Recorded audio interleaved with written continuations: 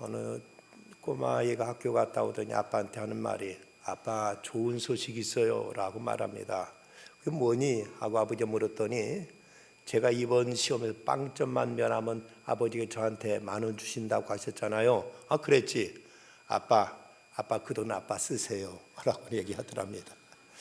그 얘기가 과연 아빠한테 기쁜 소식일지 나쁜 소식일지. 사람이 행복하다는 것은 기뻐하며 살 수 있을 때 행복이라고 말할 수 있죠. 근데 중요한 것은 무엇으로 인해서 기뻐하느냐 하는 것이 문제입니다.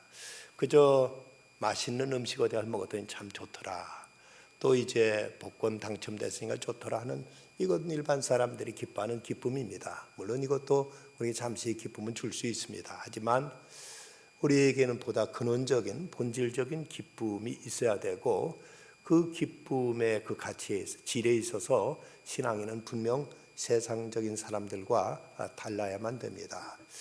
조지 뮬러라면 고아의 아버지로 유명한 분입니다. 이분은 여기 브리스톨에 고아원을 지어서 그는 무려 1만 명, 10,000명의 어린아이들을 보살피고 먹이고 이제 저들을 이제 사랑으로 감쌌던 고아의 아버지로 불려지는 사람입니다. 참으로 위대한 귀한 일들 많이 했고, 이분은 또 기도의 성자라고 알려져서 무려 그 생에 5만 번의 기도를 응답받았다는 이런 기도에도 참으로 깊은 영성이 있는 분입니다. 그런데 이분이 한 말 가운데 보면 내가 날마다 해야 하는 첫째가는 나의 사업은 주 안에서 내 영혼이 기쁨을 얻는 일이다 라고 말했습니다. 그분은 고아를 위해서 그토록 엄청난 일을 했고 늘 하나님과 깊은 교제 속에 살았던 분인데, 자기가 해야 될 첫 번째 자기의 사업은 날마다 주 안에서 기쁨을 얻는 일이라고 이렇게 말한 것을 보면, 신앙인에게 있어서 이 기쁨을 우리가 누린다는 것, 이건 절대적인 문제요. 이것은 이제 우리에게 가장 우선적인 문제임을 생각하게 됩니다. 그런데 일반적으로 세상 사람들의 기쁨은 대단히 이기적이고 또 어떤 육체적이고 물질적이고 순간적이고 찰나적인 이런 기쁨, 반도덕적인 걸 가지고 기뻐하는 수가 많이 있기 때문에 이래서 세상이 불편하기도 하고 세상에 어려움을 겪기도 하는 것을 볼 수가 있습니다. 우리가 어떤 소유를 통해서 기쁨을 얻고자 할 때 잠시 잠깐은 우리에게 기쁨을 주지만, 그런 인간의 욕심이 내가 얻어진 그 소유로 인해서 만족을 누리지 못합니다. 얼마를 벌었으면 이거까지는 안 되겠다, 조금만 더 있어야 되겠다, 좀 더 있어야 되겠다 하고 계속 그 기쁨의 만족을 이루지 못합니다. 어떤 성취로 인해서 기쁨을 누리고자 할 때 그것을 성취한다면 또 다른 또 하나의 목표를 더 높게 설정해 놓고 그것을 이루려고 애걸복걸 하다가 늘 우리는 이제 기쁨이 없는 메마른 삶 속에 살아갈 때가 많은 것을 볼 수가 있습니다. 사람들은 뭐 도박을 하면서도 이제 거기서 돈을 따면 기뻐하고 하지만, 중요한 것은 내가 돈 따서 기뻐할 때 저 사람은 피눈물 흘릴 수도 있다면 내 기쁨이 과연 온당한 것인가를 생각해 듭니다. 제가 전에 섬겼던 교회에서는 그 당시 집값이 갑자기 폭등하던 때였는데 교우간에 집을 팔고 사는 일이 있었습니다. 그런데 집값이 오르기 직전에 어떤 집사님은 집을 샀다고 이제 그렇게 희희낙낙해 하는데, 집을 판 사람은 그야말로 이제 갑자기 집 값은 올랐는데 자기가 판 값은 도저히 다른 집을 못 구할 형편이 되니까 이분은 그야말로 낙심천만해하는 모습이 한 교회 안에 있는 모습을 보면서 내가 기뻐해야 되는 것이 과연 하나님 앞에서 이것이 온당한 것인가, 내 기쁨은 더불어 함께 기뻐할 수 있어야 되고 하나님도 인정할 수 있는 기쁨이어야 되지, 그러지 않고 나만 좋으면 된다는 식의 기쁨이라면 이건 그리스도인의 기쁨이라고 우리가 감히 말할 수가 없을 것입니다. 사도 바울은 지금 감옥 안에 갇혀 있습니다. 이 자리에 감옥에 갇혀 보신 분은 안 계실 줄 압니다만은, 사람이 자기의 몸 하나도 마음대로 이제 운신하지 못한다는 것이 얼마나 불편한 일인가. 내가 가고 싶은 곳 마음대로 가지 못하고 내가 하고 싶은 일을 마음대로 하지 못하고 감옥이란 그 좁은 공간에 딱 갇혀서 먹여주면 먹여야 되고 자라면 자야 되고 그저 짐승처럼 기계처럼 거기에서 꼼짝 못하고 이렇게 갇혀 있는다는 것이 어떤 자유인으로서는 참으로 견디기 어려운 고통이 되는 것입니다. 그 전에 빌그레 목사님이 그런 얘기를 하신 적이 있습니다. 저 동독에서 개가 한 마리 서독으로 넘어왔는데 그 서독에 있는 개들이 너 왜 넘어왔느냐, 동독은 그리 어떠냐 하고 물었더니 이 동독에 넘어온 개가 하는 말이야. 동독은 이제 거기 먹을 것도 많고 살 집도 좋고 거기는 뭐 지상 나온 지 좋은 곳이다 하고 떠버리면 자랑을 합니다. 그런데 왜 그곳을 버려두고 이곳 넘어왔냐 하고 물었더니 이 동독에서 넘어온 개가 마음대로 좀 짓고 싶어서 넘어왔다고 말하더랍니다. 물론 동독이 그렇게 모든 갖춰진 곳일 수도 없지도 않았지만 그들이 떠벌린 대로 그 개가 말한 대로 설사 모든 이제 그 조건이 잘 갖춰져 의식주 문제가 전혀 없는 곳이라 할지라도 그 자유가 없다면 그것은 사람은 그냥 짐승도 살만한 곳이 못 된다는 것이죠. 이 감옥이라는 곳은 우리들을 모든 걸 옥죄어 놓고 있기 때문에 얼마나 답답하고 괴롭고 원망과 참으로 어떤 이제 분노가 치밀어 오를 수 있는 이런 상황인데도 사도 바울은 그가 기뻐하고 있음을 말씀하고 오늘 보면 18절에 말씀하고 그럼 무엇이냐 거칠애로 하나 잠을 하나 무슨 방도로 하든지 전파되는 건 그리스도니 이로써 나는 기뻐하고 또한 기뻐하리라. 기뻐하고 또한 기뻐하리라 하며 그는 지금 절대적인 기쁨을 누리고 있는 것을 보게 됩니다. 그럼 바울에게 이렇게 기쁨의 성격은 어떤 것인가? 바울이 기뻐한 이유는 무엇인가? 무엇보다도 그는 복음의 진보가 이루어지는 것을 보면서 기뻐했습니다. 그가 복음의 진보가 이루어지고 있는 그에게 기쁨이 되었던 이유는 그의 인생의 목적 자체가 복음 전파에 자기 인생의 목표를 거기에 설정했기 때문에 이로써 그는 자기 목적이 이루어지는 그 사실로 인해서 그는 기뻐할 수 있었던 것입니다. 갈라디아 1장에 있는 말씀대로부터 그는 어머니 태로부터 이미 택정함을 입었다. 그는 사도로서 복음 전한 자로서 이제 하나님이 일찍이 자기 예정되었다고 이렇게 고백하고 있는데 그는 자기의 존재의 목적이 바로 그리스도의 생명의 복음을 만방에 전하는 것, 이것이 자기의 존재 이유요, 자기 인생의 목적이라고 이렇게 분명히 이렇게 밝힌 바가 있습니다. 그러기에 다른 어떤 조건과 상황이 어떻을지라도 내가 지금 원하는 내 인생의 존재의 목적인 복음 전파가 이루어지고 있기 때문에 이로써 그는 만족해하고 이로써 기뻐하고 이로써 그는 참으로 말할 수 없던 성취감과 만족감에 젖어 있는 모습을 보이고 있습니다. 우찌무라 간조가 그런 말을 했습니다. 실패가 죄가 아니다. 목적이 잘못된 것이 죄다. 우리가 어떤 일을 하다가 실패할 수 있습니다. 실패 그 자체를 우리가 우리는 절망하거나 크게 우리는 탓할 일은 합니다. 일을 하다 보면 잘 될 수도 어떨 수도 있지만 중요한 것은 그 사람의 목표 자체가 인생의 목적 자체가 잘못됐다면 그건 참으로 하나님 앞에 회개해야 될 일이요. 이것은 근본에서 우리가 새롭게 결단하고 새롭게 우리가 이것을 이제 설정해야 될 우리에게서 이제 본질적인 존재의 본질적인 목적입니다. 이 목적이 주는 엄청난 가치에서 자기 존재의 가치 또 자기가 사는 하루하루 모든 일의 의미를 여기서 찾았기에 지금 자기가 감옥에 갇혀 있다는 것 그 자체가 크게 대수로울 것 없다. 왜냐하면 내 존재의 목적은 복음을 전하는 일인데 내가 지금 감옥에 갇혀 있지만 감옥에 갇혀 있는 상황을 통해서 복음이 전파되고 있기에 그러기에 나는 거기에 의지 않고 나는 기뻐하겠다고 바울은 이렇게 말하고 있습니다. 사람은 그가 세운 목적만큼 성공한다고 합니다. 그 목적의 가치, 어떤 목적을 세우느냐가 중요한 것이죠. 그 영원한 가치를 지닌 것일 때 그만큼 그는 이제 참으로 신령한 그리고 절대적인 세상에 빼앗을 수 없는 이런 이제 그 가치를 지니게 되는 것이고 그가 세상에 어떤 하찮은 것들 잠깐 있다 사라질 것들 이런 것에 자기 존재의 목적을 뒀다면 그는 허무하게 이제 참으로 이제 비참하게 그 생을 이제 종결 지을 수밖에 없을 것입니다. 세상에 돈을 목적으로 삼았다면 돈은 그야말로 돌고 돌다가 내게로 왔다가 어느 때든 사라질 수 있는 것이고 그리고 돈은 오히려 내게 무슨 폭군으로서 우리를 이제 위에 군림할 수 있기 때문에 이것이 결국 우리에게 참된 가치도 참된 목적도 될 수가 없습니다. 세상 명예도 목적이 될 수 없는 것입니다. 이것이 잠시는 우리를 의수되게 하고 사람들 위에 대단한 존재인 양 이렇게 자신을 이제 포장하게 되지만 그러나 그것이 이제 얼마나 허무함을 비로소 그 이제 세상에 주는 그 명예가 사라진 그 후에 우리는 이로 인해서 이제 가슴 아파할 날이 찾아오게 되는 것입니다. 바울은 이처럼 그가 복음의 진보를 자기 삶의 목적으로 두었기에 이로 인해서 자기가 지금 처한 상황 그것을 개의치 않고 기뻐할 수 있었던 그 기쁨의 이유가 있었습니다. 그런가 하면 또 다른 사람을 통해서 복음이 전파되는 걸 보고도 그는 기뻐하고 있습니다.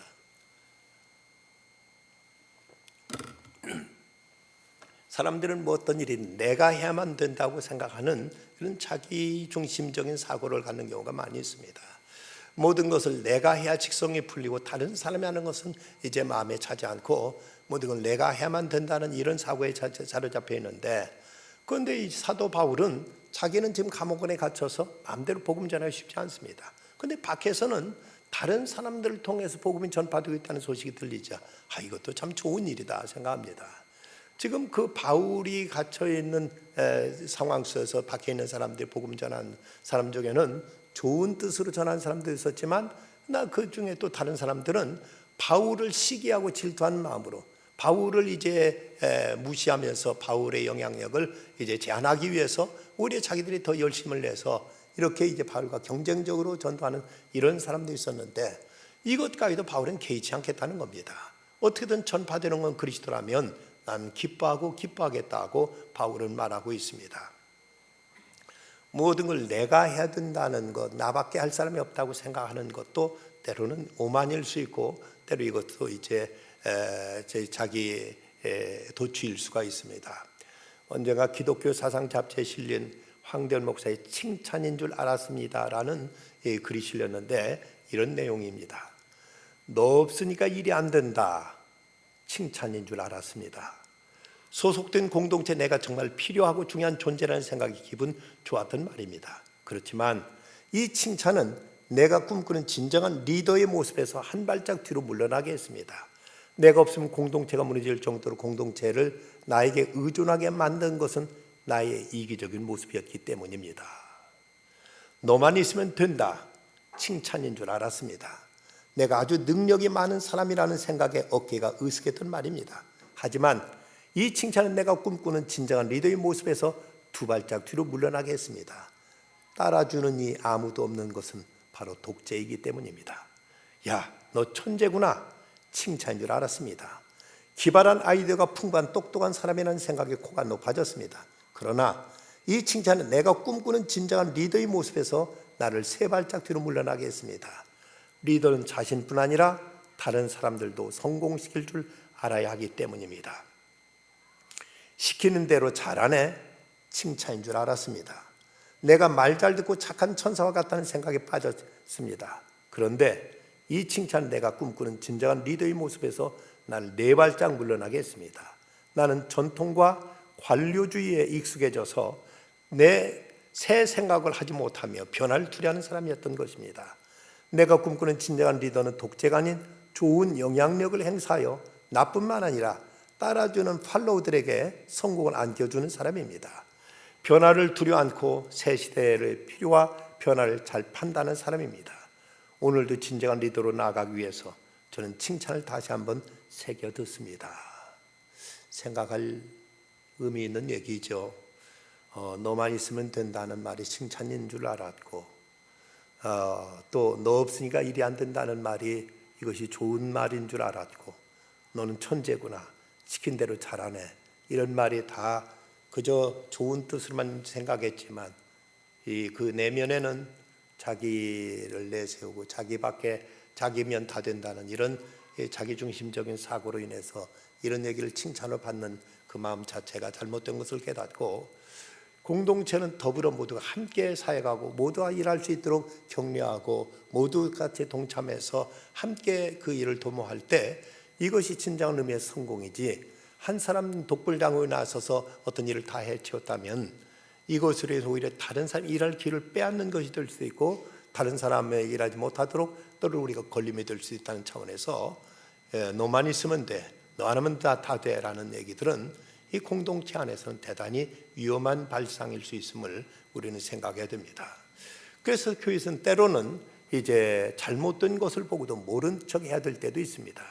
그걸 일일이 지적하고 그걸 나무라다 보면 모처럼 자 이제 아직은 좀 서툴지만 해보려고 했던 사람이 기가 죽어서 뒤로 물러나 버리면 그 사람이 실족하게 될 때, 그럴 때 그 그를 통해서 이제 공동체 전체가 함께 건강하게 나가야 되는데, 이로 인해서 또 한쪽 부분은 이제 병들거나 약화된다는 것은 이건 결코 좋은 일이 아니기 때문입니다. 어떤 우리가 선한 일을 할 때도 때로는 이제 참아야 되거나 아니면 남모르게 하는 것들이 더 덕스러울 때가 많이 있습니다. 오히려 다른 사람이 하는 걸 보고 다른 사람은 시험 받을 수 있고 자기는 못한다고 아예 뒤로 물러나 버린다면 내가 좋은 뜻으로 한 일이 다른 사람의 걸림이 되고 시험이 될 수도 있기 때문입니다.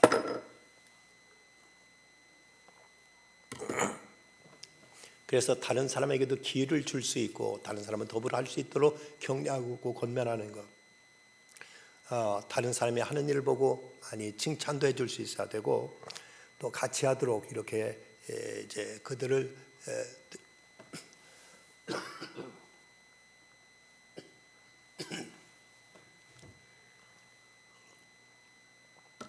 붙잡아주는 자세가 더 필요한 것이죠.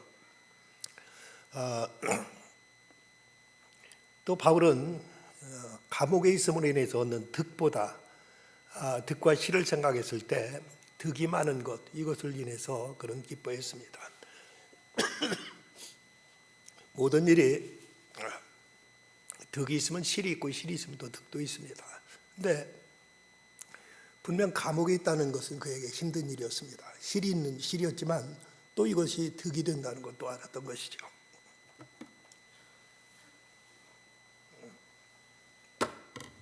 죄송합니다. 공자 선생이 관리로 있는 자기 조카에게 물었답니다.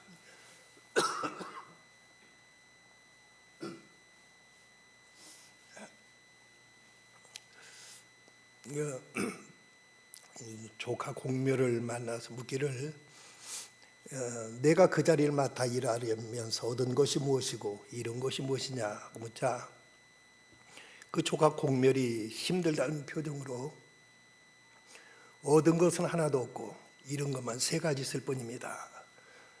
그 하나는 일이 많아서 공부하지 못한 것이 첫째고 보수가 적어 부모님과 친척들을 제대로 봉양하지 못한 것이 둘째고 공무에 쫓겨 시간이 없다 보니 친구들과 어울리지 못하고 친구들을 잃은 것이 셋째라고 대답했습니다. 그 말을 듣고 공자는 공묘가 같은 직위에 있는 제자 자천에게 똑같은 질문을 했더니 자천의 대답은 그렇습니다. 잃은 것은 하나도 없고 세 가지를 얻었습니다. 옛날에 책을 통해 배운 것을 직접 실행해 봄으로써 하나하나 깨닫게 된 것이 그 첫째고 보수를 전략해서 부모님과 친척들에게 정성껏 봉양할 수 있게 되는 것이 둘째고 공무 이의 시간을 이용해서 친구들과 교분하니 우정을 더욱 두터워지는 것이 셋째입니다 라고 대답하더랍니다. 똑같은 일을 하고 있는 두 사람에게 똑같은 질문했더니 대답은 정반대였습니다. 자기 조카는 잃은 것밖에 없다고 했고 또 제자 자처는 얻은 것밖에 없다고 이렇게 대답을 한 것입니다. 바울은 지금 감옥에 갇혀서 불편하고 부자유하고 그가 여러 가지 잃은 것들 많지만 그러나 달리 생각해 보면 그가 거기서 얻은 것들 오히려 시위대 사람들을 만날 수 있게 해서 그들에게 복음이 전해질 수 있었고 오히려 다른 사람들에게 어떤 경쟁심을 불러일으켜서 그들도 복음을 전하게 된 것을 생각하면서 어쨌든 그는 얻은 것, 유익한 것을 생각하고 이것으로 인해서 기뻐하고 있는 모습을 보여주고 있습니다. 어떤 사람은 예수 믿고 나서 손해본 것이 많다고 생각하는 사람들도 있습니다. 뭐 갈 때 못 가기도 하고 또 이제 친구들도 자주 못 만나고 욕도 못하고 또 싸움도 못하고 뭐 손해본 것이 많다고 하는 사람이 있는가 하면 예수 믿어서 얻은 것이 많다고 이렇게 얘기하는 사람도 있습니다. 예수 믿어서 마음의 평안을 얻었고 영혼의 자유를 얻었고 그리고 좋은 믿음의 친구들을 얻었고 믿음을 통해서 내 삶이 훨씬 건강해졌고 우리 삶이 안정된 것 얻고 그리고 무엇보다도 영원한 천국을 얻었으니 예수 믿거나 나는 손해본 건 하나도 없고 오직 얻은 것밖에 없다고 이렇게 말하는 사람이 있습니다. 여러분은 믿고 나서 과연 내게 플러스가 되었다고 생각하십니까? 아니면 마이너스가 되었다고 생각하십니까? 지금 바울은 감옥에 갇혀있는 상황까지도 그건 마이너스로 생각하지 않고 플러스로 생각하면서 그러면서 그는 이렇게 기뻐하고 할 수 있었던 것입니다. 바울이 여기 갇혀있는데 그때 복음을 전했던 사람들 중에서는 좋은 뜻을 복음 전한 사람들이 있었고 또는 바울을 시기해서 바울을 견제하기 위해서 복음을 전한 사람들도 있었습니다. 그렇지만 바울은 전혀 여기에 개의치 않고 어떤 의도로 복음을 전하든 나야 욕을 먹든 무슨 일 겪든 괜찮다, 복음만 전해지면 된다고 이렇게 말했던 것입니다. 그럴 수 있었던 것은 바울이 겸손했기 때문이죠.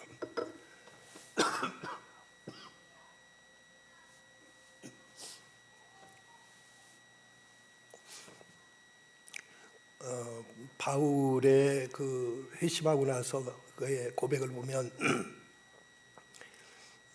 사도로 사역하면서 초기였던 주후 59년 그는 고린도전서 자신에 대해서 사도 중에 가장 작은 자라고 고백했는데 그리고 나서 5년 후에는 주 64년 로마 감옥에서 에베소 교회를 향해 쓴 편지에서는 모든 성도 중에 지극히 작은 자보다 더 작은 자라고 이렇게 표현하고 있습니다. 그리고 나서 이제 서서히 죽음이 다가오고 있던 주 65년에는 그가 디모데에게 보낸 편지 가운데 죄인 중에 괴수라고 표현하고 있습니다. 이 3단계의 자기 표현을 보면 처음에는 사도 중에 작은 자, 두 번째는 성도 중에 지극히 작은 자, 세 번째는 죄인 중에 괴수.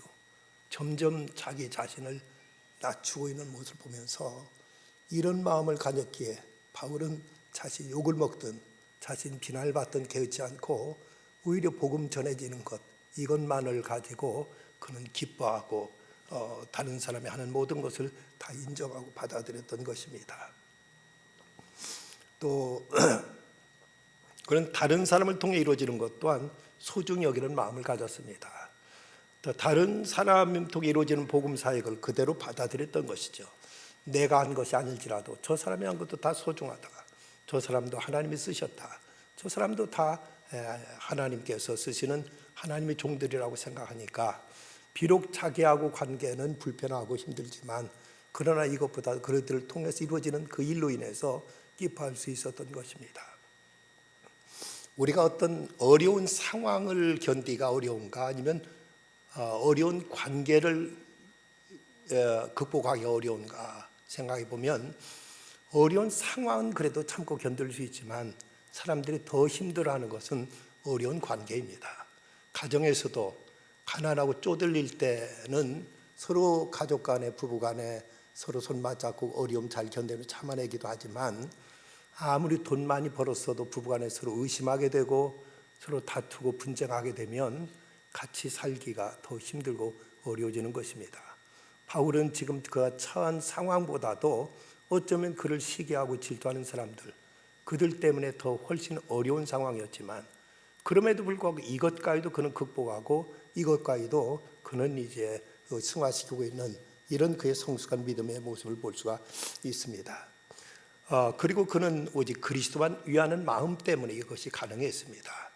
내게 사는 것이 그리스도니 내게 죽는 것도 유익하다. 그가 주님을 모시고 주님만이 자기 존재의 전부였기에 그 주님만 높임 받을 수 있다면 주님의 복음만 전해질 수 있다면 그는 어떤 것도 개의치 않겠다고 이렇게 생각하면서 이제 자기가 감옥에 갇혀있던 사람들이 자기를 욕하든 비난하든 이런 것을 그는 개의치 않고 도리어 감사하고 기뻐했던 것이 그의 모습이었습니다. 이런 모습 볼 때 그는 지금 감옥 안에서도 누가 빼앗을 수 없는 이런 절대적인 기쁨, 절대적인 행복을 그가 누리고 있는 모습을 보여주고 있습니다. 우리가 세상에서 얻는 기쁨들이 나름대로 있지만 이런 건 극히 한시적이고 제한적인 것들입니다. 어떤 이는 말하기를 꽃은 필 때 떨어질 운명을 갖고 있고 달은 둥글 만큼 둥글면 차차 이지러진다.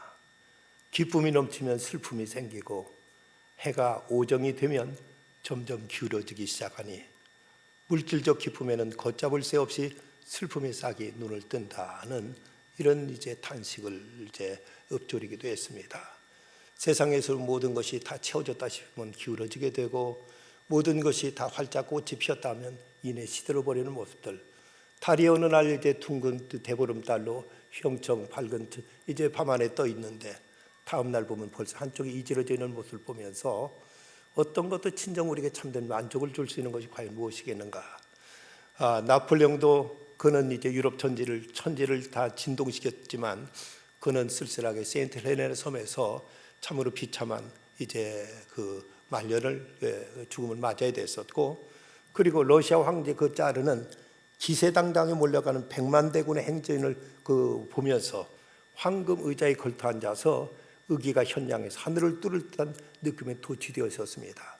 그런데 이내 눈물을 흘리면서 이 대군 중에 몇 년 후에 한 사람도 살아있는 이가 없게 되겠구나 하고 이렇게 탄식했다고 합니다. 100만 대군이 그 행진한 모습에 한껏 도취되어서 세상 천하를 얻은 듯 그는 어떤 자기의 어떤 기분에 들떠 있었지만 다시 생각해 볼 때 몇 년 후에는 이 엄청난 군사들도 다 한 줌의 재해로 전쟁 때 다 죽음에 이제 그 한 줌 흙이 돼버리고 말겠다 생각했을 때 그들 보면서 그는 이제 인생의 피해를 그는 느끼게 되었다는 것이죠. 이것이 세상에 주는 기쁨일진데, 세상이 주는 어떤 한계일진데, 바울은 지금 감옥에 갇혀 있는 심형편에서도 그런 이렇게 그 누가 빼앗을 수 없는 절대적인 기쁨을 누릴 수 있었던 그 비결은 무엇인가? 바로 그의 생애 목적이 그리스도께 집중되어 있었기 때문입니다. 주님만 전파될 수 있다면, 주님의 복음만 전해질 수 있다면, 그리스도만 영광 받을 수 있다면 다른 모든 건 다 상대화시키겠다는 이런 생각 속에서 자기는 지금 감옥에 갇혀 있는 상황뿐만 아니라 자기를 질투하고 시기하고 자기를 넘어뜨리려고 하는 이런 사람들이 있는 상황까지도 그는 오히려 기쁨으로 받아들이고 있는 이 모습이 참으로 바울이 얼마나 진실한 하나님의 사도인가, 얼마나 주님의 참된 일꾼인가 하는 것을 여실히 우리에게 보여주기는 한 대목입니다. 우리에게 왜 기쁨이 없는가? 그것은 내가 지금 무엇을 기대하고 내가 무엇을 목적 삼고 있느냐에 대해서 우리는 점검할 필요가 있습니다. 세상 모든 것이 다 헛되고 헛되다고 생각했던 이제 그 옛날 솔로몬 왕, 그는 세상 모든 것을 다 누려봤던 사람입니다. 그 모든 엄청난 부귀영하며 1000명이 넘는 그 처첩들이며 그 모든 것, 그는 이제 그 당시 세계 최강대국의 군왕으로서 그 영화를 마음껏 누렸지만, 그러나 끝내 그의 고백은 이 모든 것이 다 헛되다는 고백밖에 할 수 없었지만, 그러나 우리가 사도 바울은 이 감옥 안에 갇혀 있는 그런 불편한 상황 속에서도 그는 내가 기뻐하고 또 기뻐하리라 하고 이렇게 외치고 있는 모습이, 그의 마음속에는 그리스도가 계셨고 그가 목적하는 건 그리스도의 복음을 전하고자 하는 것이었고, 이제 그 일을 위해서라면 이것이 자기를 좋아서 자기 일을 돕고자 일을 하는 사람이든 아니면 자기를 시기해서 넘어뜨리려고 하는 사람이 하는 일이든 어떻게든 복음이 전해질 수 있다는 이 상황, 이 한 가지만으로 바울은 기뻐하고 있는 이런 아름다운 모습을 우리에게 보여주고 있습니다. 그의 기쁨은 절대적인 기쁨이었습니다. 환경이 어려워서도 기뻐했고 주변과의 관계가 불편해서도 그는 기뻐했습니다. 그의 기쁨 비결이 삶의 목적이 오직 그리스도의 복음에 두었기 때문에 모든 것을 초월할 수 있는 이런 기쁨을 그는 누릴 수가 있었던 것입니다. 우리가 살아가면서 아무런 목적 없이 살거나 목적이 때는 너무 천박하거나 또 너무 많은 것을 목적으로 살아가기에 기쁨을 잊어버리고 살 때가 많이 있습니다. 우리가 영원히 후회하지 않을 가장 고귀한 것을 우리 삶의 목적으로 두고 살 때 우리는 그 과정 속에서 하나님이 성원하시고 격려하시고 하나님 채워주시는 그 위로와 소망이 우리에게 더욱 풍성함을 우리는 느끼게 될 것입니다. 사도 바울은 이제 자신이 기뻐했을 뿐만 아니라 자기가 편지를 쓰고 있는 이 빌립보 교회 성도들 향해서도 주 안에서 말하니 기뻐하라, 내가 너에게 다시 말하니 기뻐하라며 기뻐함을 권하고 있습니다. 조지 뮬러가 그 엄청난 일을 하면서도 자기의 첫째 가는 사업은 주 안에서 매일 기쁨을 찾는 길이라고 말했던 것처럼 우리는 기뻐할 이유를 찾아내야 되겠고, 그래 기쁨을 누려야 되겠고, 기쁨을 우리는 이제 행사할 수 있어야만 됩니다. 하루하루 살아가면서 그저 무의미하게 무기력하게 우리가 살아간다면 이건 성도의 삶일 수가 없습니다. 어떤 이는 말하기를 그리스도인에게 기쁜 낮이 넘친다는 것은 마치 그 왕궁에 왕이 계신다는 것을 표현하는 흰 깃발이 올라있는 것과 마찬가지다라고 이렇게 표현하기도 했습니다. 왕이 거하는 성 안에는 깃발을 올려서 왕이 그곳에 있다는 것을 이제 드러내는 것처럼 우리가 기뻐하며 살아갈 때 사람들은 우리 안에 그리스도가 계신다는 것을 사람들이 드러내게 되는 것이고, 사람들에게 이것이 이제 증거되는 모습이 될 것입니다. 예수 믿는다고 하면서 늘 찌푸린 상, 늘 항상 우울하고 항상 그 굳은 상으로만 살아간다면 이것이 결코 그 모습 속에 그리스도를 모셨다고 과연 얘기할 수 있겠는가? 신은 죽었다고 외쳤던 그 프레드리 니체가 한 말이, 자기 주변에 예수 믿는다고 하는 사람들 가운데서, 구원받았다고 하는 사람들 가운데서 참으로 구원받은 모습을 보였다면, 구원받은 삶을 살아갔다면 자기도 믿겠다고 이렇게 조롱하듯이 말했던 적이 있었습니다. 이 말로는 예수 믿고 구원받았다, 예수 믿고 하나님 은혜 받았다고 하는데 모두 다 굳은 인상들이요, 어두운 인상들이요, 보다 낙심하고 실망하는 이런 모습도 볼 때, 그 니체는 그가 어떤 논리적으로 철학적으로도 그는 이제 어떤 신을 부정하는 그런 글을 썼지만, 자기 어떤 감정적으로도 당시 믿는 사람들 얼굴에 조금씩도 예수 믿고 나서 기뻐하거나 어떤 이제 환희에 차 있는 모습을 보지 못했기에 그는 신은 죽었다는 말을 그는 거침없이 이제 썼다가 나중에 스스로도 미치광이가 돼서 비참한 죽음을 맞고 말았습니다만은, 우리가 사람들에게 이제 기쁨 낯을 보이지 못한다면 이것도 하나님 앞에서 책임됨을 알아야 될 것입니다.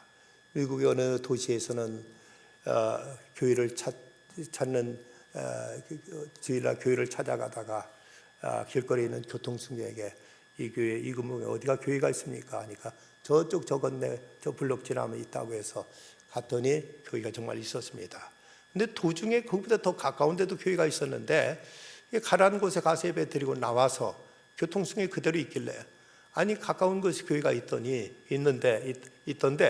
왜 그 멀리 있는 교회를 가르쳐 줬습니까? 하고 물었더니 교통승객 한 말이, 글쎄 제가 그 두 교회 다 가보지 않아서 모릅니다만은 그 저 멀리 있는 그 교회에서 나오는 교인들 얼굴이 훨씬 더 박습디다. 그래서 그 교회가 더 좋은 교인 같아서 소개했습니다 라고 이렇게 얘기하더라는 것이죠.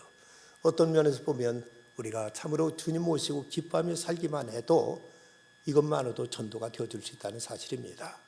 믿는다고 하면서 늘 우울하고, 믿는다고 하면서 늘 슬퍼하고, 믿는다고 하면서 늘 낙심하고 있다면 이건 참된 믿음의 사람의 모습이 되어질 수가 없습니다. 바울이 기뻐했던 그 기쁨, 그리스도를 진정 우리 심령 안에 모시고 그분의 영광으로 살아가게 될 때 우리는 세상이 줄 수 없는 참된 기쁨을 누리게 될 것이고, 이 기쁨이 우리들의 얼굴과 우리들의 삶에서 풍겨나게 될 때 이것이 곧 그리스도의 향기가 되고 이것이 곧 그리스도의 빛이 될 것입니다. 이런 빛을 발하는 곳에 모든 어둠은 사라지게 될 것이고, 이런 곳에 하나님의 거룩한 역사는 나타나게 될 것입니다. 감옥 안에서 기뻐했던 바울의 모습 속에서 우리들의 인생의 목표를 새롭게 우리는 설정하고 그 거룩한 주님 안에서의 그 가치를 위해서 살아가는 중에 하늘이 주시는 신령한 은혜 속에서 날마다 기쁨으로 세상을 이겨나가는 참된 성도의 삶이 되시기를 주님의 이름으로 축원합니다. 기도하시겠습니다. 고마우신 아버지 하나님, 이 밤도 죄의 전으로 나와서 제 말씀 가운데 저희들의 삶을 이제 판추해 볼 수 있게 하심을 감사합니다. 하나님, 저희들이 주님을 믿는다고 하면서 저희들이 무엇 때문에 기뻐했고 무엇 때문에 저희들이 슬퍼했는지를 돌아보게 하시고, 예수 그리스도로 말미암아 저희들의 구원과 생명이 되신 주님으로 말미암아 저희들 기뻐하며 살 수 있게 해주시고, 또한 주님의 일이 성사됨을 인하여 기뻐하며 살아갈 수 있는 신령한 기쁨이 저희 안에 가득하게 하여 주시옵소서. 그러므로 이를 통해 세상의 빛을 바라며 세상의 주의 향기를 바라며 살아갈 수 있는 저희들이 삶이 되게 해주시옵소서. 내일이면 대입 수능 시험을 치르게 됩니다. 우리 사랑하는 믿음의 자녀들 하나님께서 이 밤 평안히 주의 품 안에서 안식하게 하시고, 내일 건강한 몸으로 일어나 평안한 마음 시험에 임해서 최상의 이제 성적을 낼 수 있도록 주의 성령께서 저들을 감화하시고 도와주시고 지혜와 명철을 더하여 주시옵소서. 내일 이를 위해서 함께 기도하고자 원하오니 성도들 함께 저들을 위해 기도하는 중에 하나님의 선하신 뜻을 이제 체험할 수 있는 귀한 기회가 되게 해 주시옵소서. 예수님의 이름으로 기도드리옵나이다. 아멘.